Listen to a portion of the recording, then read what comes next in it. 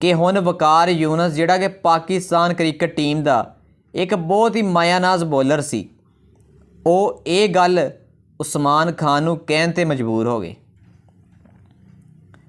लेकिन उस्मान खान ने यह गल कही कि मैं अपने मुल्क पाकिस्तान दे नाल मुहब्बत ते करदा वां, कोई ये विच शक नहीं आ, लेकिन मैं मुतहदा अरब अमारात की टीम की तरफों खेलदा पिया वां।